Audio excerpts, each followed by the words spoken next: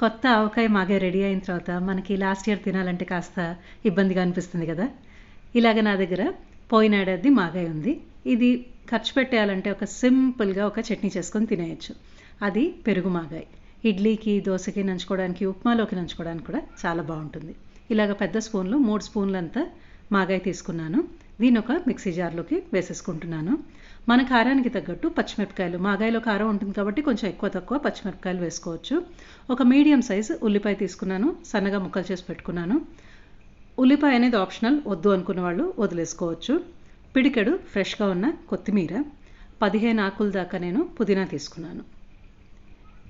3 table స్పూన్ల దాకా పెరుగు తీసుకున్నాను. మైల్డ్గా పులుపు ఉన్నదైతే పర్లేదు, మరీ పులుపుది వద్దు. లేదంటే తీయగా ఉన్నది తీసుకోండి, బాగుంటుంది. అంతా కలిపి ఇలాగ గ్రైండ్ చేసేసుకోండి. ఇలాగ మెత్తగా పేస్ట్ లాగా వచ్చింది కదా.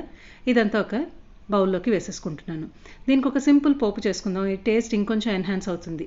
నూనె వేడి చేసుకుని దాంట్లో కొంచెం ఆవాలు, మినప్పప్పు, ఇంగువ, కరివేపాకు, ఎండుమిరపకాయ తుంపులు వేసుకుని కొంచెం నూనెగా ఉండేట్టు పోపు చేసుకోండి. చాలా చాలా బాగుంటుంది. చూడండి, సింపుల్గా పెరుగు మాగాయ తయారైపోయింది. ఇలాగ నేను ఇన్స్టెంట్గా జొన్న పిండితో దోశలు చేశాను, సేమియా ఉప్మా చేశాను, దానికి చట్నీ వడ్డిస్తున్నాను. మీరు ఒకసారి ట్రై చేసి చూడండి, చాలా బాగుంటుంది. కొంచెం మనకు కూడా మార్పుగా ఉంటుంది. అయ్యో మిగిలిపోయిందా అన్న ఫీల్ ఉండదు, మాగాయ ఖర్చు అయిపోతుంది.